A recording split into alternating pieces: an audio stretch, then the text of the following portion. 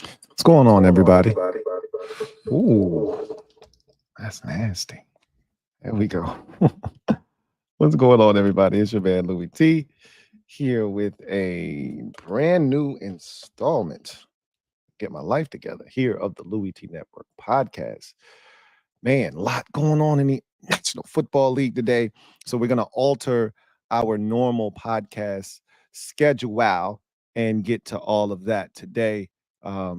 Stephon Diggs done for the season. What does that do to the Houston Texans? And does that make them players in the wide receiver trade market? Not much left. We talked about how robust that market was. It's dwindled down after another name gets traded, Diontae Johnson, on his way to Baltimore. That's a big move. We'll talk about that. But the biggest news of the day, Anthony Richardson, second-year quarterback of the Indianapolis Colts, benched in favor of Joseph R. Flacco. We'll talk about that and more today on the Louie T Network podcast that starts now.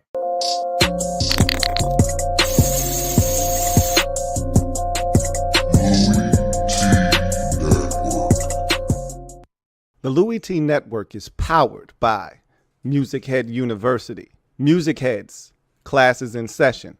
Turn me up. Enroll on YouTube now. Link is in the description. Who else could it be but me, your man, Louie T? Welcome to the 461st installment of the Louie T Network podcast. Of course, I'm your host, Louie T. Thank you for joining me. A lot to get to today, man. I wanted to really chop it up with y'all. I'm gonna have to wait till maybe tomorrow or some other day when I have more time, because I really wanted to talk about a lot of shit that had nothing to do with football. Y'all know how I like to do sometimes, go off the grid a little bit, catch up on what y'all watching, all of that good stuff. We'll have to do that another day. So we got to get straight to the shits today, because I got a lot to say. I want to hear what you guys have to say. And so this will be an abbreviated podcast. We'll get in and out. And then tomorrow we'll probably go slate skating and do all of the good stuff and all of those pleasantries. We'll do that tomorrow. But today we got to talk about the hot topics of the day. So to do that, let's go to the Gem Droppin Session. Let me drop this gem on your melon. Open your mind, let your conscience be free. You're now rolling with your man, Louie T double E. Let me open you up. Get you thinking a little bit. So I want to start with the biggest news of the day for me, right? I was looking at the Colts game on Sunday. They were playing the Texans for the second time this season. And I'm watching Anthony Richardson in this game, and I'm going to give you his numbers, and we can kind of turn this into a Youngins conversation, because I like to keep up with the Youngins, the second year dudes, the first, the rookies. I like to do all of that good stuff. So I was watching the game, and I was saying to myself as I was watching the game, man, this guy is super talented, but he's so wildly inconsistent. And that's the thing that I've been saying about him all off season. Watch the preseason, and I told you guys, man, this dude, I don't know if this shit's going to get better. And I remember Colts fans feeling so good about him, last year in the small sample size. He played so well for them. But I was like, this is who he is, right? He wasn't accurate in college. You don't just morph into an accurate passer, which is why a lot of people didn't love Josh Allen. My rebuttal to people who didn't love Josh Allen coming out of Wyoming was, before he lost a lot of his guys that went to the league and he wasn't playing superhero ball, he was a lot more accurate. And people's, rebuff to that is, you don't get better from an accuracy standpoint. Either you are accurate or you're not. And I just believe so much in Josh Allen and his talents and what he could be, that I was like, no, he's going to be the real deal. I never saw that with Anthony Richardson. I saw the talent, but I never saw the ability to get better as a passer. And he relies so much, and you see this all the time, he relies so much on his athletic exploits and his God-given ability that I don't know if he necessarily puts in, and I can't speak to what kind of time he's putting in off the field or what kind of work, but he strikes me as one of those guys that because he's always been among the most talented, he hasn't had to work as hard, right? And again, I can't tell you that he's not a hard worker. I don't know him like that, right? And I don't know that to be the case. But when you listen to him talk, and like I like guys that are rooted in reality. And after the game, so let's talk about this game, right? I'm gonna give you some numbers because this dude is completing 44% of his passes this season. And I didn't stutter. This is not college football. This is not high school. The man is completing 44% of his passes this season, right? This man was 10 of 32. Let me run that back for you one more time, because like that's hard to do in an NFL game as a starting caliber quarterback. 10 of 32 for 175 yards, 1 touchdown, 1 interception. 10 of 32. Let's do the math on that. Let's see what's the I mean, just off the cuff. If he were 10 of 30, we know that'd be 33%. So he's 10 of 32. So it's less than 33%, right? So we probably right around 30%, right? Let's do the damage here. Let's take a look at this and see. 31.2% completion percentage in an NFL game, right? For a starting quarterback with over 30 attempts. It's one thing if you went like 9, like you went 6 of 20, right? Okay, yeah, you had a lousy game. You didn't throw it as many times. He threw it 32 times. And you watch this game and you're like, bro, you can't miss that. You can't miss that. That's a layup. Your offensive coordinator, who is also your head coach, he's giving you layups. This is an easy pitch and catch, and he's missing. And he's missing repeatedly. And now, I will also tell you, his receivers don't do him any favors. There were at least 3 or 4 drops in this game, okay? I will, in his defense, say that it's not always the cleanest with his receivers, okay? Michael Pittman Jr. is a number 1, but he's a low-level 1. There isn't a clear, definitive, I'm an alpha 1 out there. But Pittman Jr. is that, right? It is the closest thing they're going to get to it, and he's not that far away. Like I said, he's a low-level 1 in this league. But move that aside. And guys have made plays for him. I don't want to make it seem like they got a bunch of bums running around out there, because they don't. But they didn't help him. But Josh Downs had this big, 70-yard catch and run for a touchdown. He was wide open, busted coverage by Houston, led to a touchdown. And that's how he got the bulk of his yards, right? That one completion that he had. Let me see how long it was. I'm going to say it's 71 yards. That one completion was 69 yards. So I was close. 69 yards. Biggest completion of his career. And clearly, after the game, the man went 10 of 32. The man said, I don't have any issues with my accuracy. Anytime you see a player like me with my talents, people always look at people like myself differently. And I'm like, no, I almost said something I wasn't supposed to say. No, we're not looking at you different. We're looking at you sideways and funny because your ass is inaccurate as shit. That's why we're looking at you like that. And so that's why I say people that have talent like that, who don't think their doo-doo stinks, you can't win with guys like that. Those are the type of people that they're losers. You're going to lose with them. They're more talented than everybody else on the field, but from a mentality standpoint, they're not more talented than everybody else on the field. And you can't win with guys like that. Like, that was the Robert Griffin III mentality, unfortunately, right? I'm more talented. I'm not wrong. I'm right. No, man, you're completing less than 50% of your passes this season. You have an accuracy problem. Don't sit here and tell me you don't, because you do. And I'm watching it every week.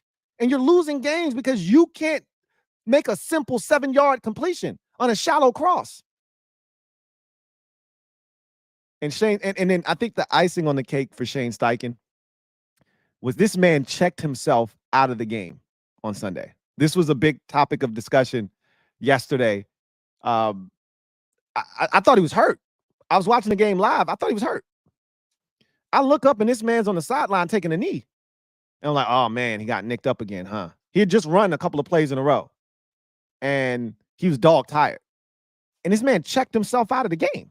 And Shane Steichen's like, yo, what the hell are you doing, bro? He's like, yo, I'm tired. I need to breathe. I need a breather. I need a blow. Shane's like, bro, it's third down. Now, I was like third and like 21 or some shit like that. They weren't going to convert the first down or anything like that. But Shane's like, bro, what are you like? You could have stayed in the game and we running a draw, bro. Like, you could have stayed in for that shit. You didn't need to take yourself out. This man is making executive decisions. Oh no, you got to sit your ass down. and you stinking it up. You got to sit your ass down. I think that was the final straw. And I knew this shit was coming when yesterday, the Monday presser from Shane Steichen, he was asked about potentially making a quarterback change. Once you hear a coach say, we're exploring all options, that sets off bells and whistles, because if you my guy, guess what I'm going to say? Man, we're not making no change at quarterback. When pressed a couple weeks back, Kevin Stefanski said, Deshaun Watson's our quarterback. I got to coach better. We got to play better. We got to be better around Deshaun. Deshaun has to be better, but it starts with me. He's our quarterback. No, we're not benching him. That's a vote of confidence. That's the sign of a coach that's not making a coaching change. Whether he's got a gun to his head or not, he's not making a coaching change. Quarterback change, excuse me. When a coach says we're exploring all options, oh, your ass benched. That shit's over. I said, oh shit, he getting benched. And sure enough, he got benched today. And I'm going to tell you right now, Joe Flacco might be the most dangerous backup in the league. And not just because, I am very fond of Joe Flacco. Not just because of that. I'm telling you, Joe Flacco is the most dangerous backup because 9 times out of 10, Joe Flacco is better than your starting quarterback when he's your backup quarterback. That's the danger in having Joe. What happened last year in Cleveland?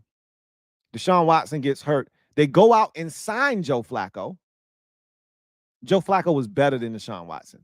They won more games, and they were a more dangerous offense with Joe Flacco last season. I'm shocked that they didn't re-sign him, to be honest with you.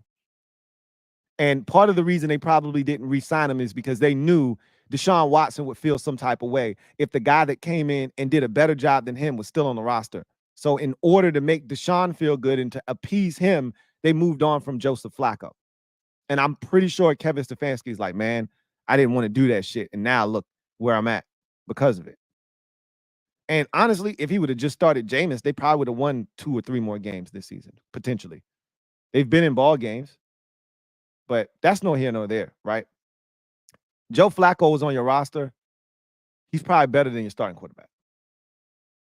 And we saw the offense the 2 weeks Joe was in. It's night and day. They're a better offense with Joe Flacco out there. Nope, he doesn't offer you the ability to run or to scramble, call design runs, run if the play breaks down. He doesn't offer you that. But what Joe Flacco does offer you is if I draw up a play for an 18-yard gain, Joe Flacco is going to get me an 18-yard gain. And if there's bad tackling or, the hole in the zone is open, Joe will hit him in stride, and that can turn from an 18-yard gain to a 38-yard gain. I know if Joe has an opportunity, if I draw up a play to get us a completion, we're going to get a completion. And that you can't say that with Anthony Richardson right now. And it's making things tough on Shane Steichen as a play caller. And so this, they're not done with Anthony Richardson, but this is the NFL. And Shane Steichen is a good coach. And in this league, you don't get opportunities to continue to grow your young quarterback while you're trying to keep your job. If you Shane Steichen, they will get rid of your ass in a heartbeat. This shit ain't this ain't fun and games. Like, we don't have time to try to mature this young quarterback as he tries to figure shit out while he's completing 31% of his passes in a damn NFL game. We don't have time for this shit. They lost that game to the Texans. They lost the first game of the season to the Texans. Anthony Richardson was inaccurate as hell in that game by 2 points, 29-27. They lost this game by 3, with this man completing 31.2% of his passes. Now, imagine if he would have completed 61.2% of his passes. Imagine what happens in this game instead of them losing by 3. It's that kind of mindset when you're a coach that makes you go, man, I got to do something. I can't keep doing this shit. I can't look the other 52 in their eyes. They know that the better quarterback's on the bench and keep trotting this young fella out here and not getting the results that we need. This division is up for grabs, and we just got swept by the team in front of us, and we had a chance to beat them both times. And because of Anthony Richardson's play, we didn't get it done either time.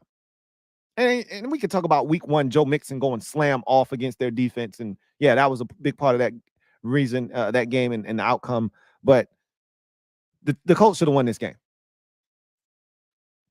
The Colts should have won this game. And Anthony Richardson was a big part of the reason why they didn't. And now his ass is benched. And he's the second quarterback from that 2023 draft class to be benched this season. Bryce Young got benched after the 3rd game of the season. Now Anthony Richardson is being benched after week 8. And so, it's amazing what's going on with these young quarterbacks, man. Will Levis stinks in Tennessee. They're ready to move on. He's already been benched, essentially. They went with Mason Rudolph, right? So technically speaking, that's the 3rd quarterback to be benched this season. But I guess they're going to try to play Will Levis's situation. Oh, he's got an injury. Nah, if Will Levis was nice, he would have played after the bye. He just stinks. So they're like, nah, we're going to roll with Mason Rudolph. See what he can do. Speaking of that game, Texans, Colts, another major development arose out of that game, and that's obviously Stephon Diggs, who left that game, walked off the field under his own power, walked to the locker room. So no one, I don't think, felt like, oh, he tore his ACL. Now, we've seen guys walk off, fields and courts. Kobe shot free throws with a blown Achilles, right? And walked off the court. Like, we've seen guys walk. I saw Bonzi Wells walk off of a NBA court with a torn ACL. I watched Phillip Rivers play an entire game with a torn ACL. You can function. We just don't see guys tear their ACLs often and get up and walk away. Generally, a cart's coming out, right? Or you're getting help from 2 trainers to limp off the field, and then you're going to be placed on a cart and taken back into the locker room. Stephon Diggs walked to the sidelines casually. He walked to the locker room under his own power, casually. He looked fine. It looked like, maybe he got an ankle. Maybe he bruised his knee. Hell, maybe it's, we knew it was a lower extremity injury. We could see that because he was limping. But you didn't think it was a torn ACL or anything like that. And so I'm like, yeah, that sucks because you're already down Nico Collins. Now you're down Stephon Diggs. And they still won the game with Tank Dell basically being the only real receiver that they had out there.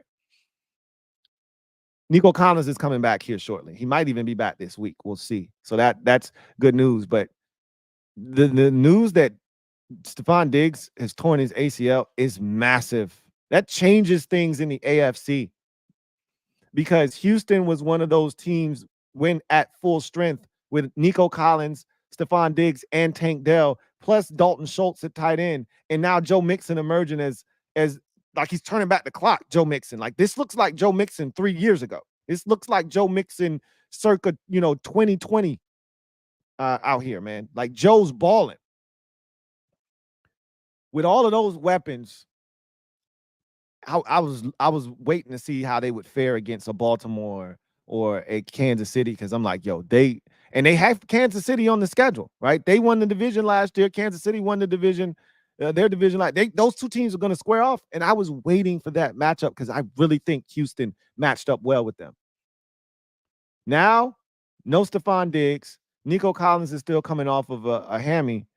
And I look at them different. The reason they went and got Stephon Diggs is because they didn't have enough last year.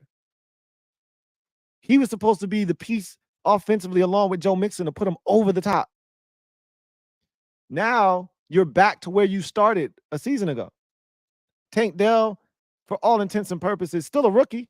Remember, he missed a huge chunk of last year, but he should be more comfortable in the NFL and in the scheme. Now he's been in there 2 years, but that's a tough blow if you're the Houston Texans. And it makes me ponder, similar to the Detroit Lions. Do you go out and try and get someone? Are they financially in a position to go out and try to get someone? You You were paying Diggs, and the good thing about their situation is that Diggs situation was a 1-year deal. They ripped up the contract, gave him new money, and said, hey, 1 year. You can go get you a new deal next year. That sucks for Stephon Diggs, but it's good for the Texans. They're not on the hook for anything. They just paid Nico Collins. Are you in a position to go out and get somebody? Because you went all in. That's why you went out and got Danielle Hunter. That's why you went out and traded for Joe Mixon. That's why you went out and traded for Stephon Diggs, right? You went all in. So you can't now just say, well, shit happens. If you all in, you got to still go all in, right? I don't know. But here's why shit's interesting. And one thing leads to another that leads to another that leads to another. Speaking of the wide receiver trade market, which I talked about being robust a week ago, the Baltimore Ravens, it kind of feels like an arms race in the AFC, right?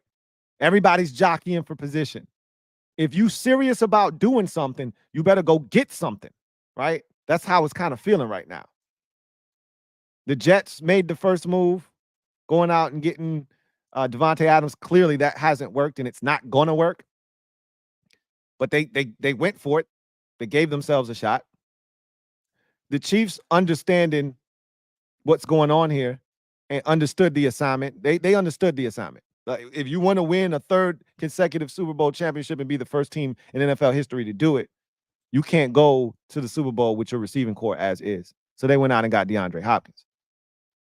And if you're Baltimore, you're looking around at your receiving group and you're like, hey, it's not bad, but Nelson Aguilar can't be my third best receiver if I'm finna beat the Kansas City Chiefs.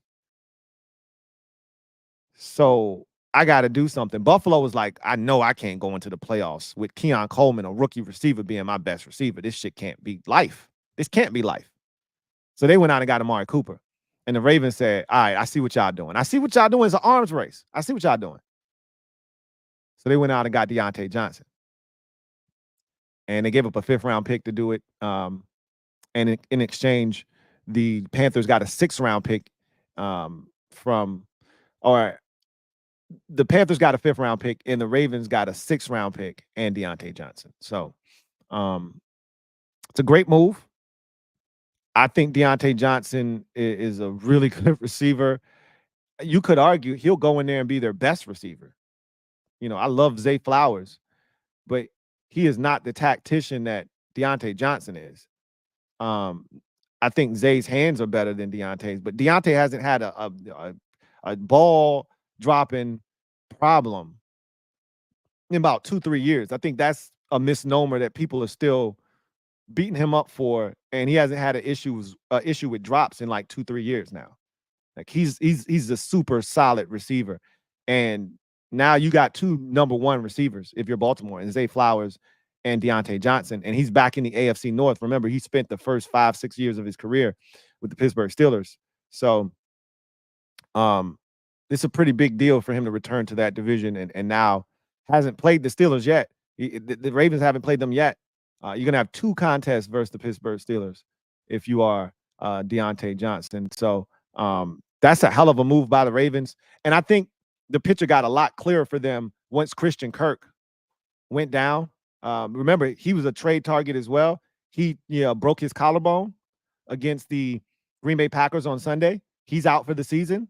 So that was a name that was removed from the wide receiver market, which is why if you're a team like Houston and you're interested, I mean, what's left? Cooper Kupp's been removed from the market. Christian Kirk's now removed from the market. Diontae Johnson now is gone. What's left? We went from all these receivers that were available. And trust me, there's probably still other receivers available, but are there any more number 1 receivers available in the market? If you're the San Francisco 49ers, are you just going to rely on Ricky Pearsall? Or do you try to do something? Like, how desperate are you? T. Higgins could be available. The Bengals aren't going anywhere this season. I don't know if they're ready to pack it in, but they're done. They're cooked. They're not good this season. And I know T. Higgins has dealt with some injuries, but a healthy T. Higgins is a difference-making T. Higgins. And so, again, you got to make the call, right? and there may be a few more receivers out there that are available. I might hit Tennessee up and call about Tyler Boyd, but again, he's not a number one. Can he help a team? Sure, he can. But what are you looking for at this point? You know, you got to ask yourself, what are you truly looking for? There are a number of teams that aren't any good. I still contend a guy like Kendrick Bourne in New England can help somebody. I don't know what the contractual situation is there, and I know the Patriots don't have a lot of stuff that you should be interested in. But if he's healthy, and I know he's coming off of a injury, a major injury last year. I think he tore his ACL last year. But he's back. He's been back. Again, if you're a team out there and you need some help, you got to start working the phones because the options are starting to dwindle. They're starting to dwindle, and we're getting closer and closer to that trade deadline. And so, I don't know if you're a team like the Texans, what you do, but that's a big one. That's a big blow, and that's a big move for the Ravens. They're going for it, as they should. Time's ticking, man. The clock's ticking on them and Buffalo and teams like you got to go for it. And that's what you're seeing. And Kansas City's like, nah, we going for it too. So let's get to social media maneuvers. I'm a midday marauder. See what y'all talking about real quick.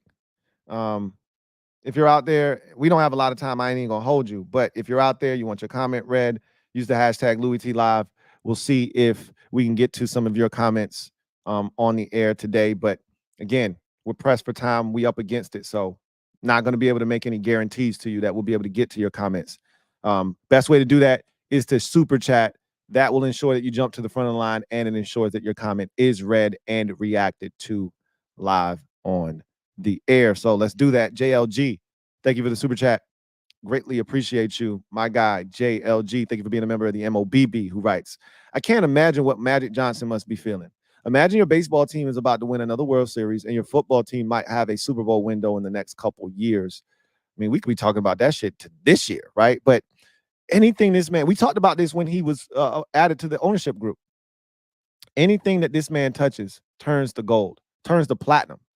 And Magic, in his introductory press conference, when it was all of those, minority owners, Mitchell Rales and Ian and Magic Johnson and all those guys were there with Josh Harris and that whole group was introduced. Magic said, I don't do no losing. Magic told us that. He's like, I don't invest in losing. Nothing that Magic Johnson does. The only thing that failed that Magic Johnson has touched was the Magic Johnson hour, whatever the hell this shit was called. The Magic Hour, I think it was called. That Magic Johnson late night talk TV show. That shit was horrible. That's the only thing that hasn't worked. Any movie theaters, any teams he's invested in, this shit works. So I feel good about us winning here in the very, very near future. Jonathan Hankey, and like you said, Dodgers about to win another chip, right? So that's what he does. Jonathan Hankey, thank you for the super chat. Greatly appreciate you. My guy Jonathan writes, hey Lou, what's up, Jonathan? It's been a while, man. I knew this one would bring you out. As a Colts fan, I knew this would bring you out. I always want to hear when shit like this happens. I always want to hear from the fans that are connected to it, that are close to it. You following this on a day-to-day basis. You know a lot more about this situation than I do. So your opinion holds a lot more weight than mine, right? I'm entrenched in it, but not like you. I'm on the outside looking in. He writes, it's been a while. It has. Hope you're doing well. Likewise. How about arm Colts? Laughing my ass off. It's over with AR. I'm telling you, it's bad. It's bad, man. And I feel so bad. I don't feel bad for Colts fans. Y'all been spoiled, right?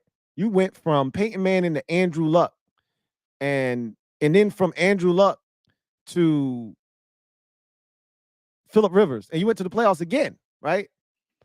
But Anthony Richardson ain't it. And I told you when y'all drafted him, you rolling the dice here. And I know what y'all were trying to do. You hired Shane Steichen, and what Steichen had just done with Jalen Hurts, you thought he could do with Anthony Richardson.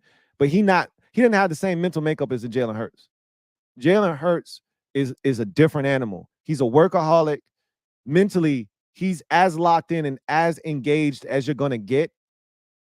And he's selfless. Like, you got to have one of those dudes that just gets it. And Anthony Richardson is one of those dudes that thinks he's better than what he is, right? He's the dude at the basketball court who really don't have no handles, but swear he nice and think he can dribble. And as soon as you pluck him, he want to call ball, and you're like, come on, bro. I did not foul you. And he swear he nice, and you're like, man, you trash for real. And, you know, confidence is a hell of a drug. Like, you need that shit, but it could be a double-edged sword if you don't use it correctly. And he's got that athletic arrogance, but almost to a fault. Jonathan Hankey, thank you for the super chat. Greatly appreciate you. Double up. Thank you for doubling up. Who writes, I vehemently disagree with the benching of AR. I want to hear this. Now, my team has shot down his confidence and ruined his development. You don't develop a QB on the sidelines. AR needs reps. So mediocrity, here we come. I don't disagree with you from the standpoint of, if you're going to develop a guy, you got to let him play. And clearly he needs reps. That was one of the issues with him coming out of Florida, is he didn't play a lot of college football. He dealt with injuries in college. He didn't play a lot of ball. So he was going to be raw coming into the NFL. And so he needs reps. And I don't disagree with you from that standpoint. Here's the problem. Can you develop a quarterback at the expense of the other 52 guys? That's what you got to take into consideration. It's the same argument in Carolina that we had with Bryce Young. And I didn't agree with the benching of Bryce Young either, because here's the biggest difference between that situation and this one, though. The Panthers were never going anywhere. That's a bad team. They lack talent. They're not going anywhere, and they knew that going into the season. Okay? You can sit there and psych yourself up and tell yourself you got a shot to win, but they had no shot to win. And whether it was Andy Dalton or it was Bryce Young, you were going to lose football games. That's the sad truth of the matter, but that's the state of the Carolina Panthers organization. That doesn't have to be the Indianapolis Colts existence. You've been in ball games. You could have beaten if Joe Flacco plays against Green Bay, they had Malik Willis at quarterback. If Joe Flacco starts that game, you beat the Green Bay Packers. If Joe Flacco starts in week 1, you beat the Green Bay Packers. If Anthony Richardson finishes the game against the Pittsburgh Steelers, you lose against the Pittsburgh Steelers. If Anthony Richardson plays against the Tennessee Titans, you lose that football game. And that's the problem right now with Anthony Richardson, is you are looking to develop him at the expense of the rest of the roster. And the fastest way to lose a team is for you to play the quarterback that doesn't give them the best chance to win in a season where they're still competitive. That AFC wild card is as wide open as it gets. The entire AFC East stinks outside of the Buffalo Bills. The AFC, your division stinks outside of Houston, right? That's 2 whole divisions that stink, with one team probably getting in from both of those divisions right now as it stands, right? The AFC North is a 2-team race, and Cincinnati is fading fast, and so it looks like it's just Pittsburgh and Baltimore, right? And then the AFC West is just 2 teams out there too, right? Well, 3 with Denver, but we'll see if Denver can keep it up.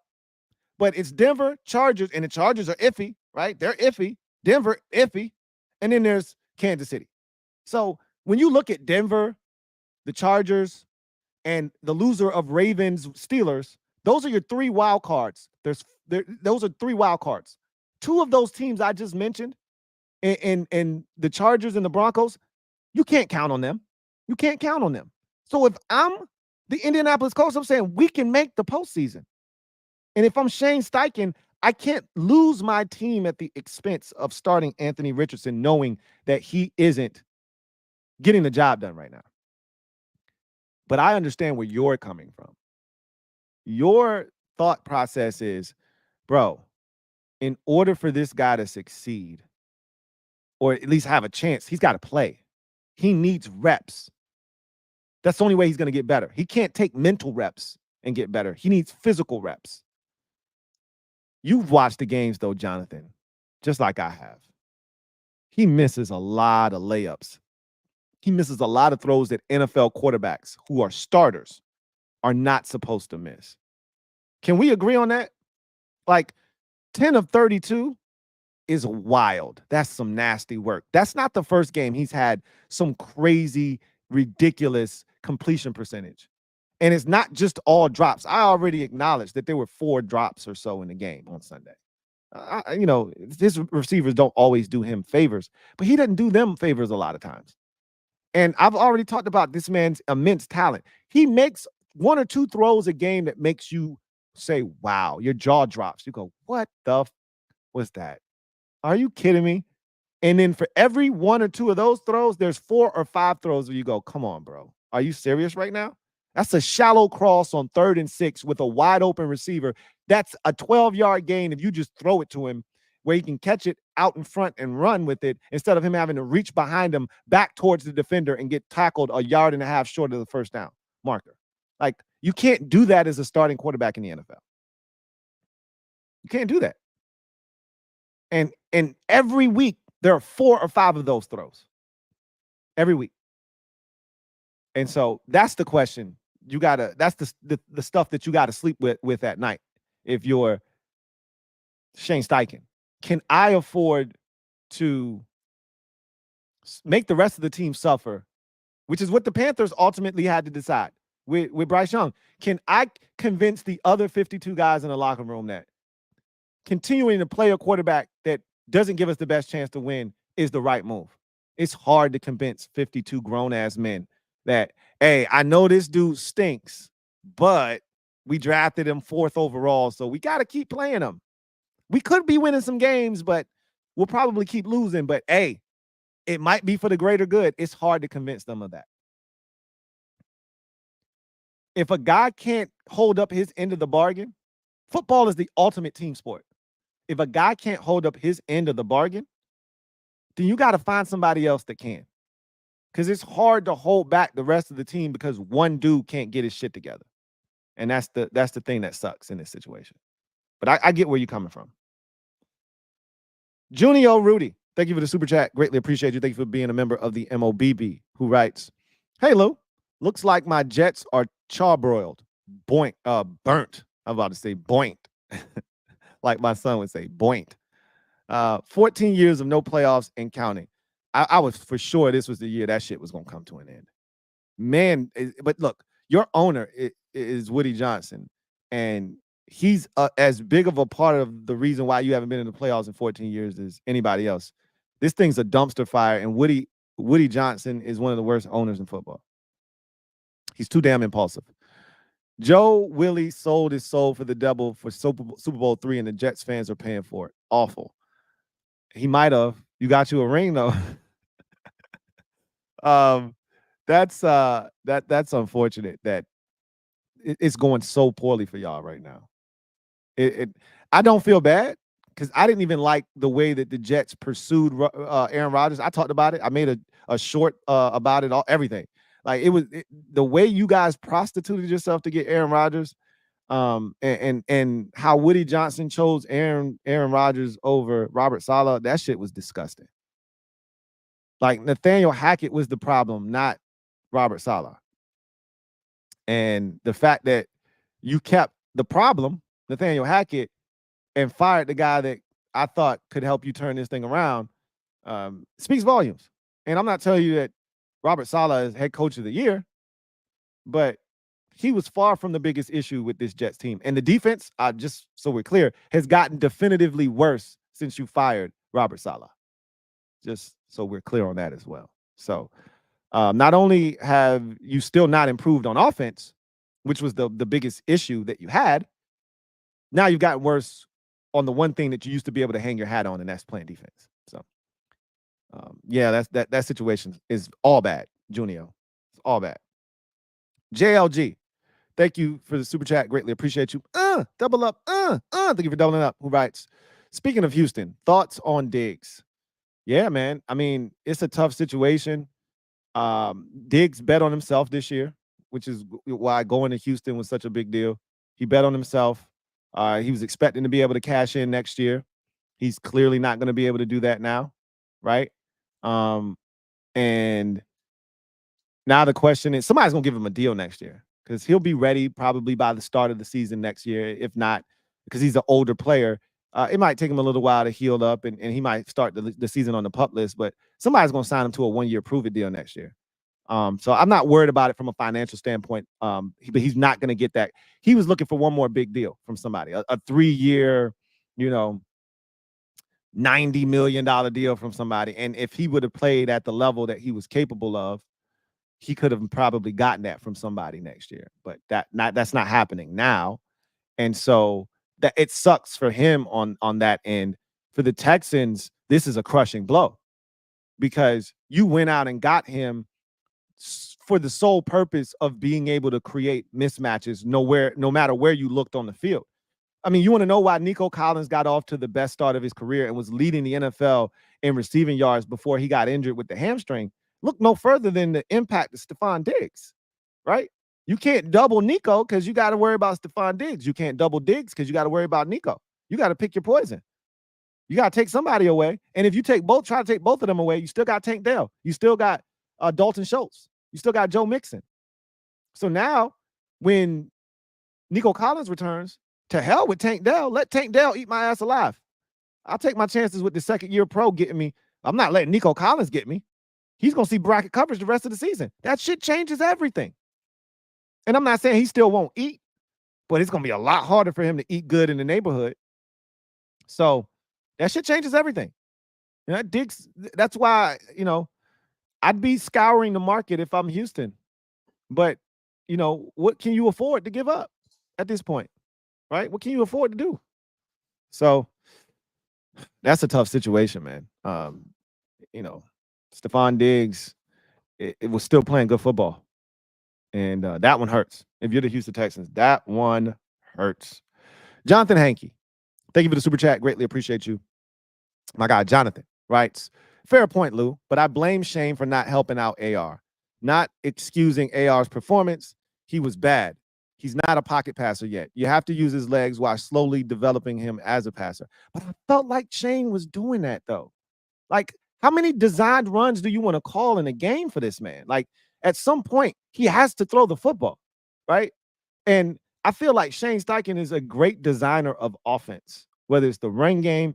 And I can tell you that not having JT, prior to this game, he came back the previous 2 weeks, that hurt.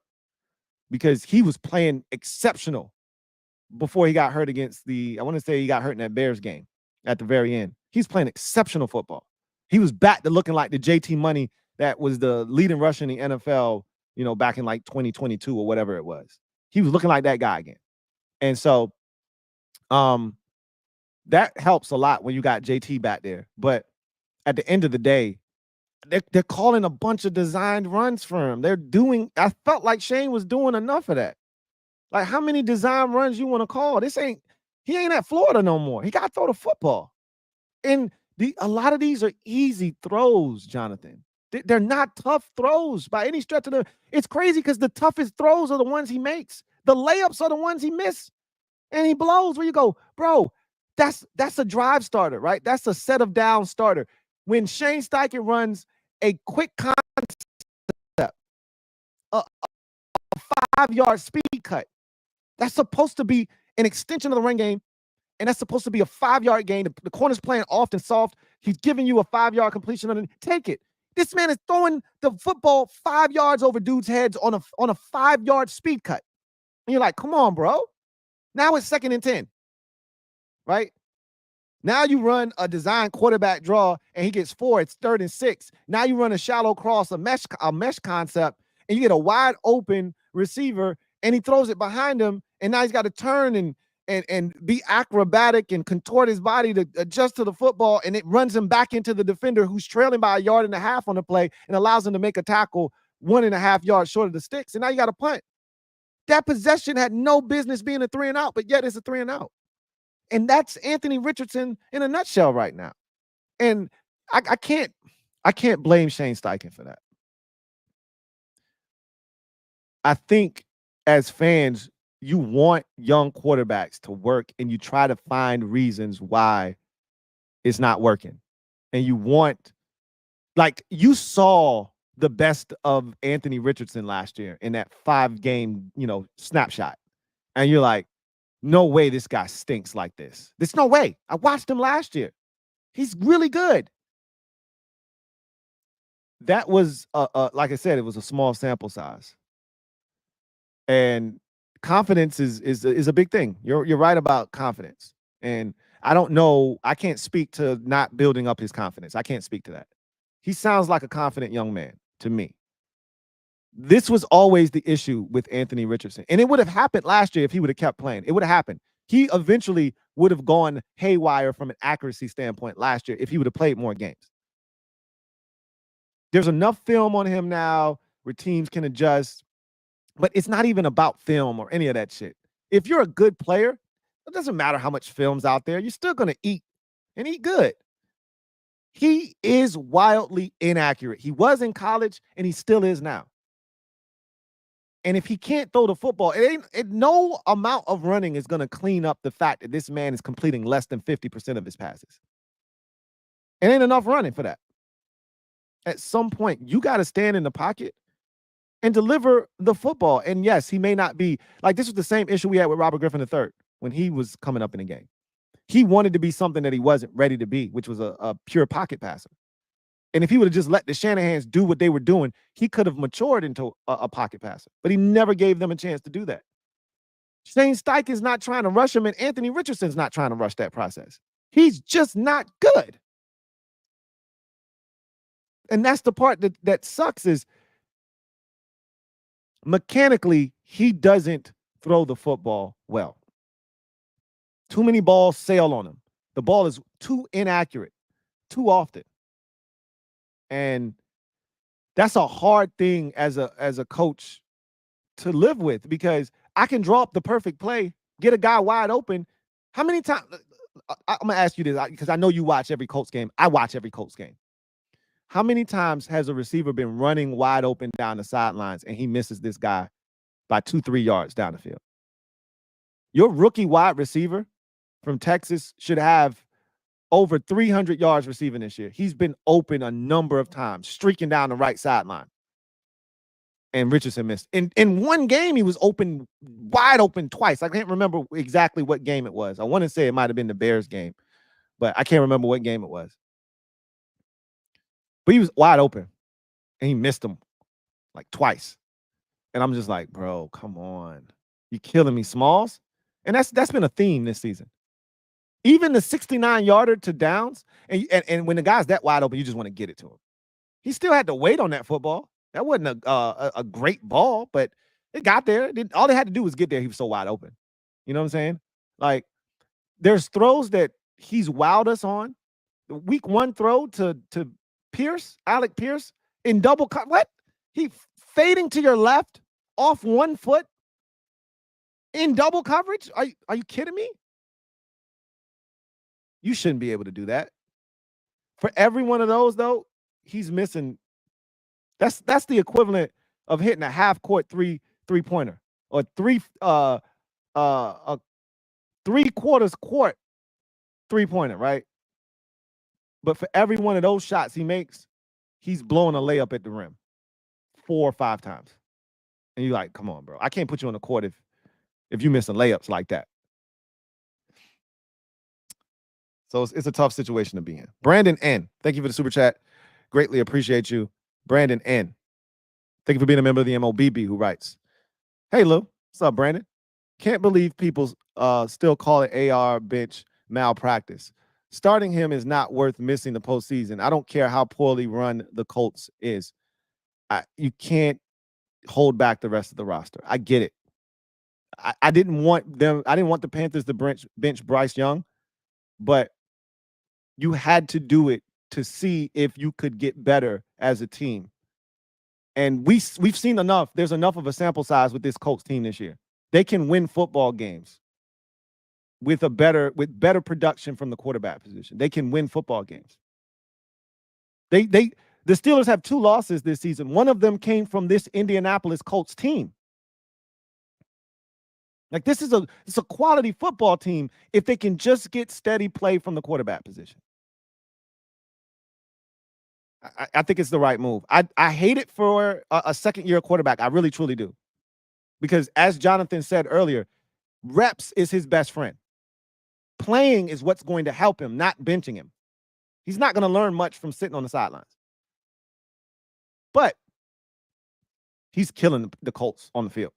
He's hurting them bad.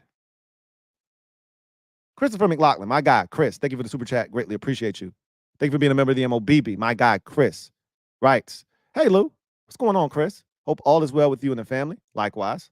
3 questions. 1, what team do you see winning the NFC West? 49ers if they get McCaffrey back or someone else, and why?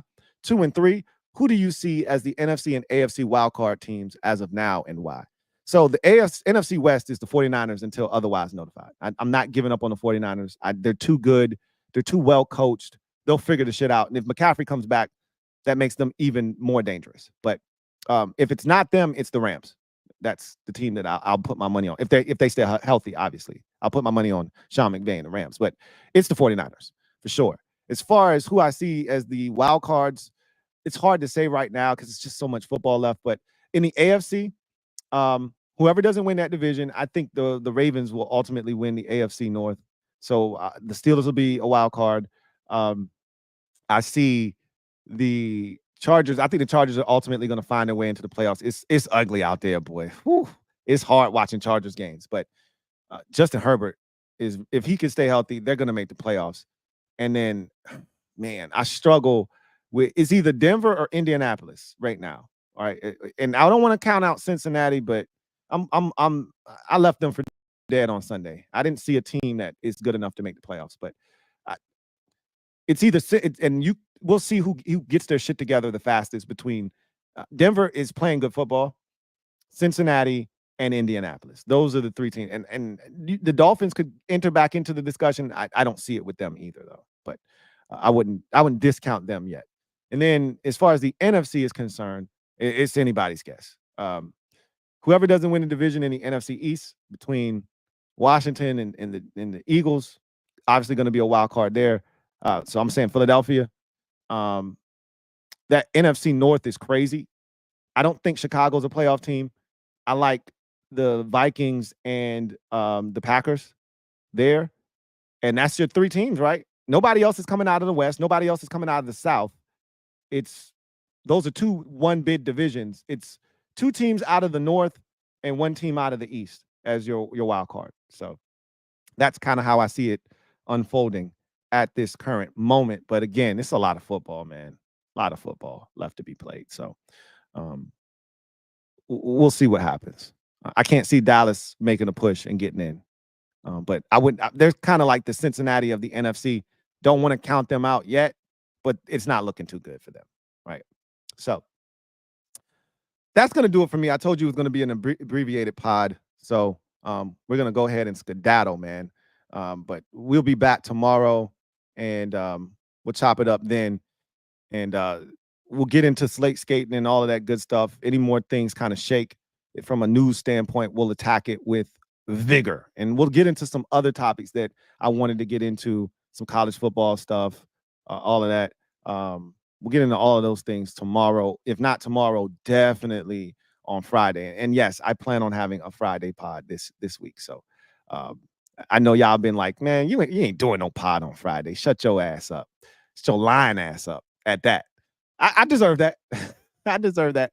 I'm going to get it done this week. I don't think we're going to have the kids this weekend, so I should be able to get a Friday pod in. But I don't want to make any promises to you. I don't want to be a promise breaker. So, but we should be able to do it. But in any event, that's going to do it for me, your man Louie T, here on this installment of the Louie T Network podcast. I look forward to chopping it up with you guys next time. Until then, you guys take care. God bless and good night.